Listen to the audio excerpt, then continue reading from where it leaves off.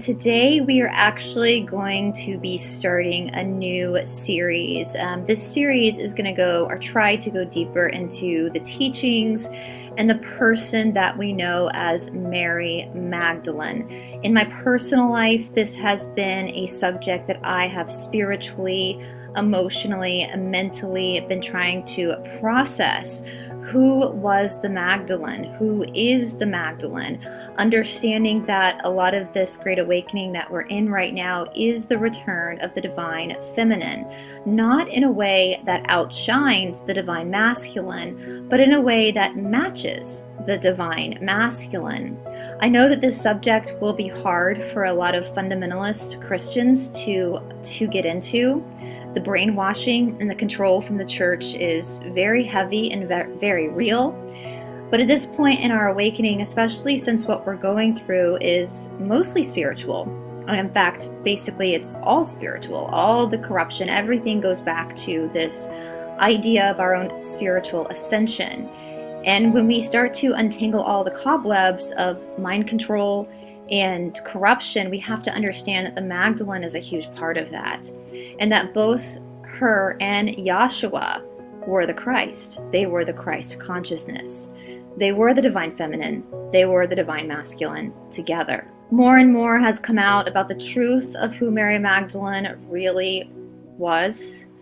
For example, we know that she probably wasn't actually from Magdala. I'm not 100% sure on all of this. This is mostly just speculation through my own research. And as far as her roots and her origins, I will probably reveal that research at a later date when I have more concrete information on who Mary Magdalene really was, where she really came from. We understand that Mary Magdalene herself was probably blue-eyed and fair-skinned and fair-haired, which is interesting because we often think about the Middle East, people being darker. We know that Yahshua himself was darker, but the fact that the Magdalene was more Anglican-looking is very interesting to me. This brings me back to a lot of my theories that Mary Magdalene was actually Greek, coming through the Ptolemy line of Egypt, which again, I will present that when I have a better understanding myself of what I have found regarding her actual lineage. Now, if you've been on this channel for a while, you know that one of the very first missing books of the Bible that we read was the Gospel of Mary Magdalene, which is considered to be a Gnostic gospel. Now, the Gnostics, again, were the original Christians. They were the Essenes. They were the children of light. And they believed more in this idea of gnosis, or inner knowledge, which really does mirror the teachings of Yahshua and the Magdalene. That God is within you. You personally should have your relationship with God. Your relationship with God does not go through the rabbis or the temples or the preachers or the Pope. It goes solely through you. In my own studies into the corruption in the Bible and what the Bible really is supposed to say, I have learned that in Genesis 1:3, where it says, God said, let there be light. The original word for light in the Hebrew text meant divine spark. God said, let there be a divine spark. That divine spark is you. So if you are that divine spark, then you are a child of light. You are an Essene. Your relationship with Source, with God, whatever you call the Creator, is wholly between you and God. No other human being should have any right to that sacred bond. And so as we get deeper into this understanding of the divine feminine and of the Magdalene and of the true complete story of Christ consciousness, I am going to be reading through a book written by Meggan Watterson. And this is the Mary Magdalene Revealed, the first apostle, her feminist gospel, and the Christianity we haven't tried yet. That's the title of the book. I will put a link to this book down in the description box below if you would like to purchase this book and read along with me. This book came recommended to me by my friend Cindy at Sacred Garden Yoga. I'm going to read you guys the back of the book. It starts off saying the Gospel of Mary Magdalene reveals a very different love story from the one we've come to refer to as Christianity. Harvard-trained theologian Meggan Watterson leads us verse by verse through Mary's Gospel to illuminate the powerful teachings it contains.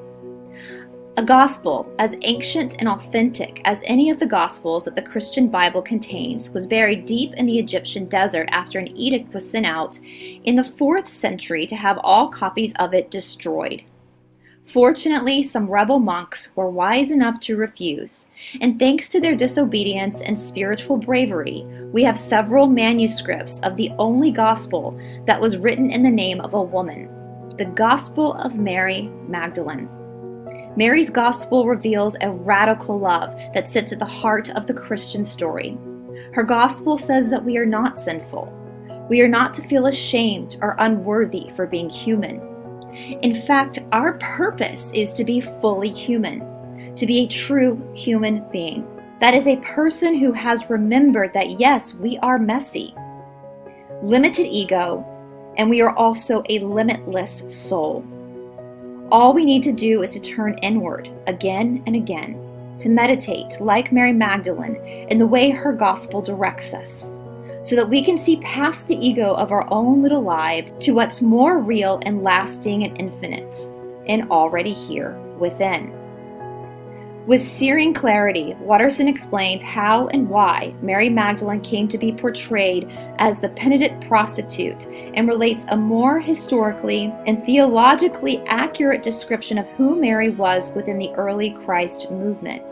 And she shares how this discovery of Mary's gospel has allowed her to practice and to experience a love that never ends, a love that transforms everything. So for today, we're just going to read a little bit into the introduction. And again, I encourage anybody who wants to move through this with me to go ahead and purchase the book as well, so that we can have conversations about it. This will lead us hopefully into a deeper conversation about the priestesshood of Isis, which I know is going to scare some people because the name Isis has definitely been inverted by the dark players in our world. But hopefully as we start to wake up more and more and more, we'll start to get to the truth of who these people really were and who the good guys are and who the bad guys are. So we're going to get into the introduction of Mary Magdalene revealed by Meggan Watterson. But before we read that, I want to read you a snippet from the Gospel of Mary Magdalene. Sister, we know that the Savior loved you more than all other women.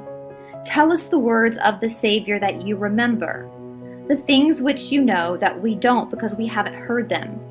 Mary responded, I will teach you about what is hidden from you. So that again is in the Gospel of Mary. Introduction. The eye of the heart. Pages 1 through 6 are missing. Mary Magdalene's Gospel starts with missing pages. These are words we can't get back. This is the wisdom, the voice of Christ, from the heart of a woman who was torn out and most likely destroyed before the rest of her gospel was buried. There was something so incendiary in these first 6 pages that her gospel starts on page 7. And there's something poetic about that, since according to Mary's gospel, 7 is the number of stages we need to go through, or powers we need to confront within ourselves, to reach a clarity or singularity of heart that lets us see past the ego of our own little lives and what's more real and lasting and infinite and already here within us. 3 copies of the Gospel of Mary have been recovered, 2 in Greek and 1 in Coptic. All 3 versions of her Gospel are missing the beginning, and then also 4 pages in the middle. And those 4 pages would have contained the answer to what I believe is the most significant question we could ever know. Mary asked Christ, so now, Lord, does a person who sees a vision see it with the soul or with the spirit? All we have of his answer is the provocative yet cryptic start. The Savior answered, a person does not see with the soul or with the spirit, rather the mind, which exists between the two, sees the vision, and that is what? And then it ends. Mind. Here isn't the modern dualistic concept of the mind that we think of today. It is not mind devoid of body. It's a word that's hard to translate from Greek. It's actually best to keep it in Greek, although the first time I came across it, I thought it was in French. It's nous. Nous in French means we, spelled N-O-U-S. Nous in Greek means the eye of the heart. It's the vision or perception of the soul. How we see anything changes everything.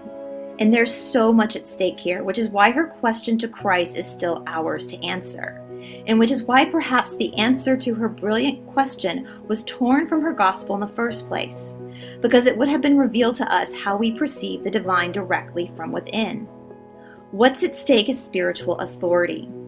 And what I mean by that is both the struggle to determine who has the power to tell Mary Magdalene's story and subsequently the authority to tell the truth about our own story. If how we truly see is not with an eyesight, but with a vision, a form of spiritual perception that allows us to know what's real, what's lasting, and what's actually true, if this comes from within us, then no one has power over us. Simple, right? Yes, and simply revolutionary. For me, these 7 powers in Mary's gospel serve as the template of what it means to be human. It's like being handed a roadmap for the inner terrain. Here are the 7 routes the ego can and most likely will take while you're embodied. Here are the places as human beings we get stuck. There are the climates, the states of mind that can compel us to act in ways that are not indicative of who we really are. These are the powers that can silence us from within. I guess this story I'm about to tell you is what the religious scholars would call a conversion story. The Gospel of Mary did convert me, or her gospel helped me understand why I never felt at home in Christianity that excluded it. From a theological perspective, Mary Magdalene's gospel is considered an ascent narrative, which means that it describes a path we can navigate to liberate the soul, not in death, but here in this lifetime. The word ascent, though, is misleading, that the imagination immediately goes upward. Think transcendence. Ascension, according to the Gospel of Mary, is more accurately as a descent into the heart. So farther up is actually further in. For me, finding Mary Magdalene's voice meant recovering my own. This is why I've spent the majority of my life studying her gospel and following her legend through history. I hope in sharing her voice in this book, you will hear the voice of your own soul, which might feel lofty and intimidating, I know, but it's just this clear, calm, unassuming voice of love inside you. I also want to clarify that this is going to end the way it began. It is very T.S. Eliot in the 4 Quartlets. In the end, all of our exploring will be to arrive where we started and know the place for the first time. It's not about getting somewhere or reaching some place. Although I will tell you how I ended up perched like a baby goat in yoga gear on the side of a mountain in south of France searching for Mary Magdalene's cave of eggs. The point is Mary's gospel is not to suggest that we need to become someone else, someone better. There isn't this vibrating version of yourself that you figure out how to be by the end of this book, or that I've become by living it. It's about acquiring a vision that allows us to see what has always been there within us. It's about the quality and intensity of our existence. It's about the possibility of actually being present instead of being caught without even realizing it in the endless stories the ego tells from the second we wake up, dividing us from what's already right there, dividing us from each other and ourselves, dividing us from what we consider good or God. It's about really waking up to the fact that our system of understanding the world is no longer serving us. Or so this is how my conversion story goes. I wake up to a way I've been operating in the world created by my ego, and I see the suffering it perpetuates. I see there's another way.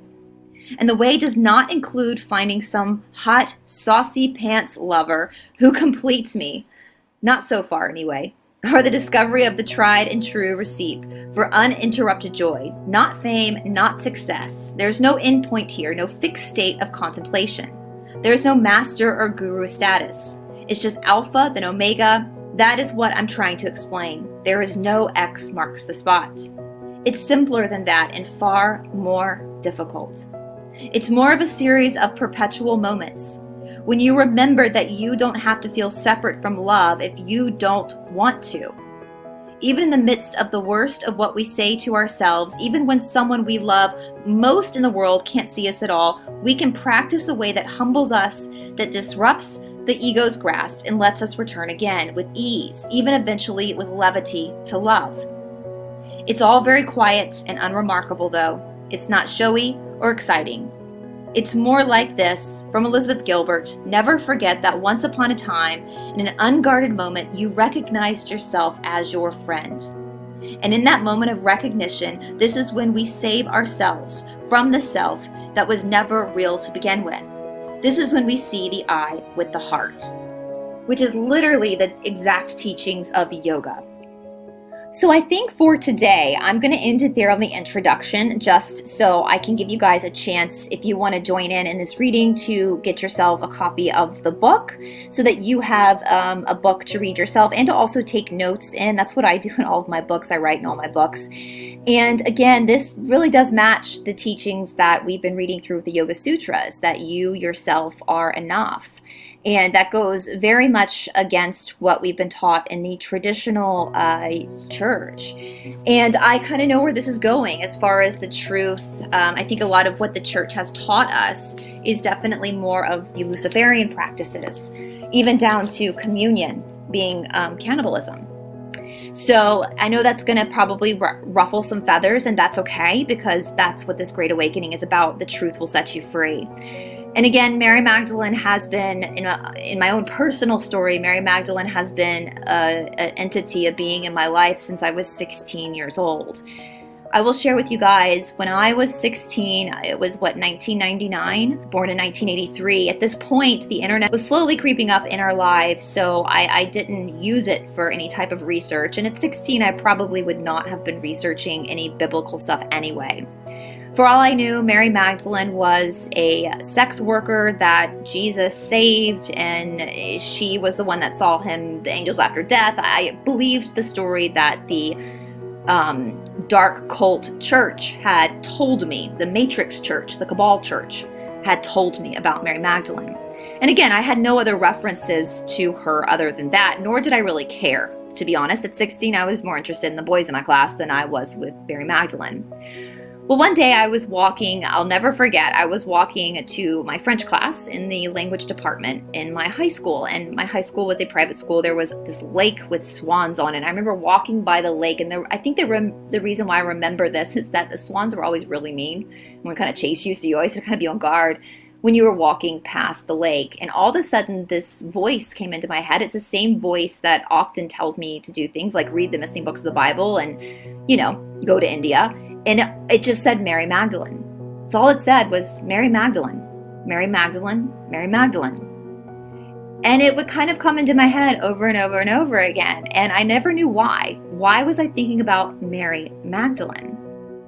And now flash forward 22 years later, and here I am reading through the missing books of the Bible. And not only that, but I'm starting to realize the personal relationship that I actually do have with the Magdalene. And I think a lot of women have that relationship with the Magdalene. Like her, the divine feminine has been shred apart over this post-apocalyptic era we've been living in with the control of the dark cult, the inversion of the divine feminine. And so I think that this is going to be a very interesting journey for those of us to go on, if you want to go on this journey with me, to really going back and reviewing Mary's teaching. I will place a link down in the description box below of my original reading through of the Gospel of Mary if you want to listen to that. Some of the opinions that I have in this gospel might now be different as we're going deeper into her story and as I now know more about her and her legacy. Again, I'm hoping that this will bring us to studying more into the priestesshood of Isis, which was the priestesshood of the Magdalene and also the Virgin Mary, the Mother Mary. They didn't teach us that in church, did they? So this is going to be a very interesting journey, and I hope that, like going through the Yoga Sutras, this will help many people empower themselves and take back their own personal relationship with our Creator. Take the power back from the pastors and the preachers and the temple leaders who have perhaps abused you in the past. Take it back, because we are all children of light.